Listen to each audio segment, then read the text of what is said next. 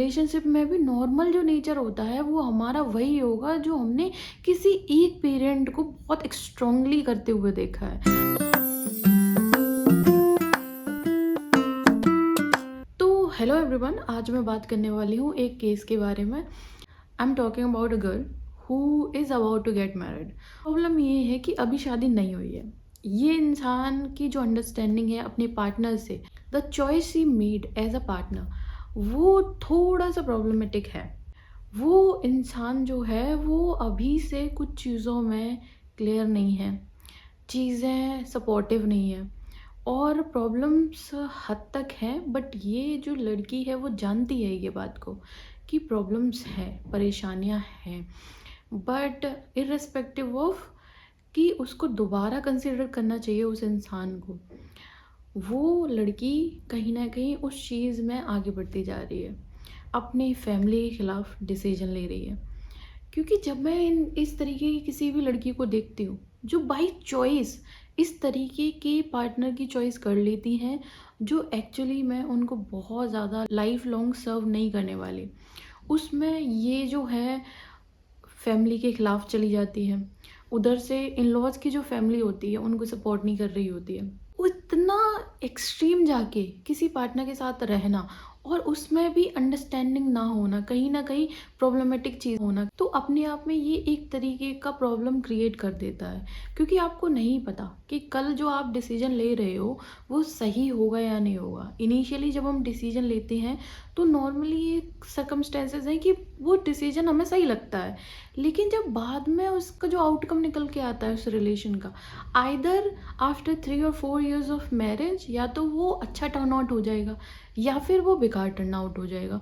दोनों ही सिचुएशन में हमें ऐसा लगता है कि ये चीज़ शायद अगर मैं पहले कंसिडर कर लेती तो वो चीज़ नहीं होती। मुझे ऐसा लगता है कि उनको, उस लड़की को ऐसा लग रहा है कि वो जो डिसीजन ले रही है वो बिना बायसनेस के है, जबकि ऐसा नहीं है। क्योंकि अगर इनके फैमिली बैकग्राउंड को देखा जाए तो इनकी जो मदर है, इनके पेरेंट्स में से मदर इनकी बहुत ज़्यादा डोमिनेटिंग है। हर टाइम हर डिसीजन उनके चलने वाला है। कहीं ना कहीं पेरेंट्स का जो रिलेशन था उसमें प्रॉब्लमेटिक था, उसमें problems I because of the dominating nature of the mother. So the girl understand this, a women can not be dominating, right. उसने अपने मदर को क्या देखा कि वो डोमिनेटिंग थी वहाँ पे। So it's her way of understanding things. अब वो मदर की तरह नहीं बनना चाहती है, ठीक है। तो उसके बाद जब उनकी सिस्टर की शादी हुई, इनकी बड़ी वाली जब सिस्टर की शादी हुई, अपनी शादी में कहीं ना कहीं वो इनिशियली डोमिनेटिंग थी।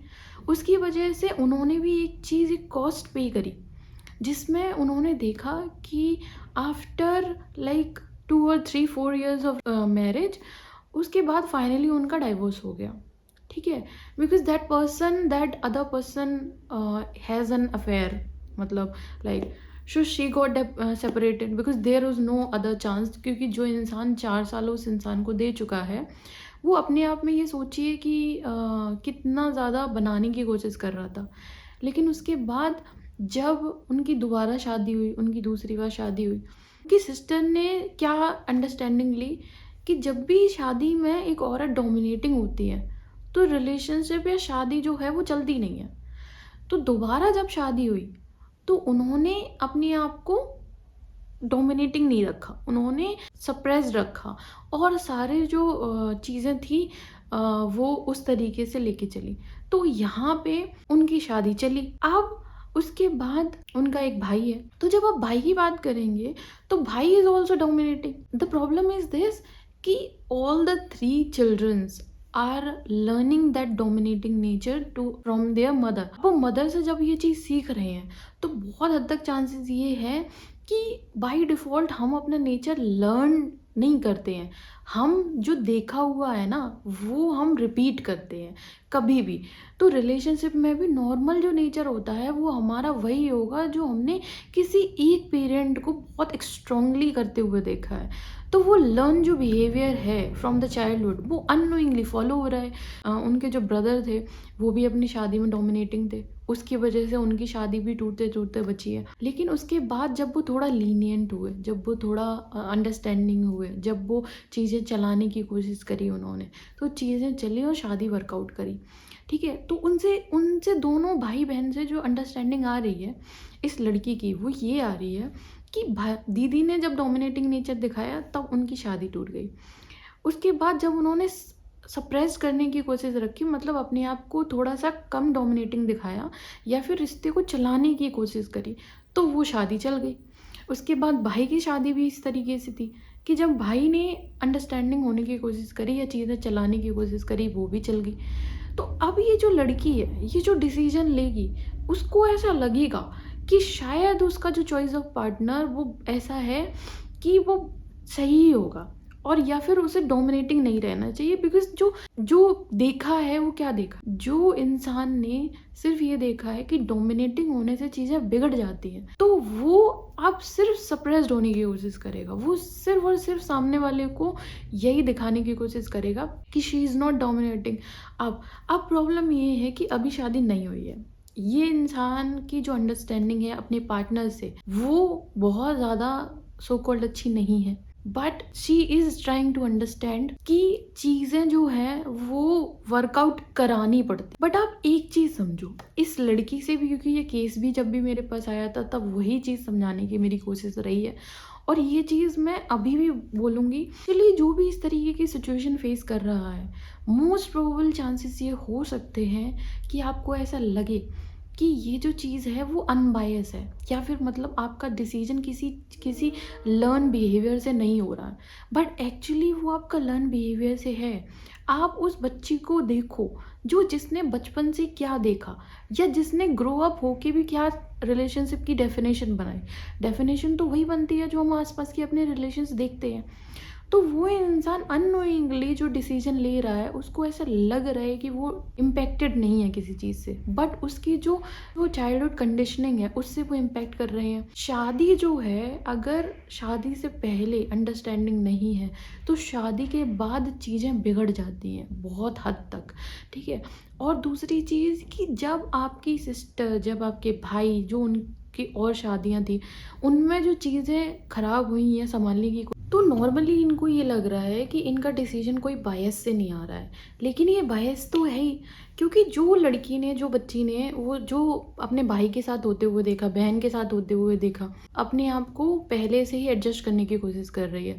नॉर्मली चीज़ ये है कि इस इंसान को, ये जो लड़की है, इसको ये समझना चाहिए कि जब आप भाई की बात कर रहे हो, जब आप अपनी सिस्टर की बात कर रहे हो, इवन योर पेरेंट्स, तो उन सब के रिलेशन में उनकी मैरिज जो है वो हो चुकी थी ऑलरेडी, तो उनका एडजस्ट करने के अलावा कोई ऑप्शन था नहीं।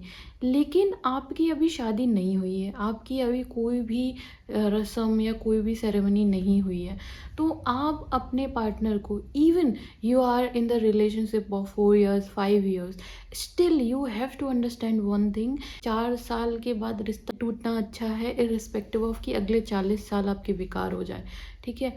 आपका जो पार्टनर है वो अगले 40 साल जब तक आप जियोगे तब तक वो इंसान आपके साथ रहेगा, और ऐसा रिश्ता जो बहुत ज़्यादा फैमिली से अगेंस्ट में जाता है, वो ऑल टुगेदर यही चीज़ होती है कि आप ज़िद करके चीज़ें करवा तो लेते हो, बट एक्चुअली जो अंडरस्टैंडिंग से आपने वो इंसान को चूज़ किया था, वो अंडरस्टैंडिंग से हमेशा आप सफ़र करते हो, क्योंकि at the end of the day क्या है, आपके पेरेंट्स को हमेशा से ज़्यादा एक्सपीरियंस है, आपको उतना एक्सपीरियंसेस नहीं है, लेकिन आप क्योंकि किसी के साथ रिश्ते में थे और आप हर चीज़, उस हर एक बाउंड्री, एक लिमिट लांघ जाते हो एक इंसान के साथ रहने के लिए। और जबकि अगर उनकी कुछ डिमांड्स रहती हैं, अगर उनकी कुछ इस तरीके की डिमांड्स रहती हैं जिसमें सामने से दिख रहा है कि वो इंसान आपसे प्यार नहीं करता है, वो इंसान की अपनी डिमांड है, वो इंसान ऐसा नहीं है कि लव मैरिज है तो दे आर नॉट लाइक आप मनी कितना दोगे, आप चीज़ें कितनी दोगे, आप सामान कितना दोगे, but the important thing is a person who genuinely love you. Do you think कि वो इंसान इस तरीके का कुछ करेगा आपको? अगर अगर वो लड़की को ही मैं ये कहना चाहूँगी कि सिमिलर सिचुएशन आपकी होती है आपके बेटी के साथ में, आप उसको क्या सजेस्ट करते? आप अगर उसको यही सजेस्ट करते जो आप कर रहे हो, तो वेल एंड गुड, आपका डिसीजन बिल्कुल सही है।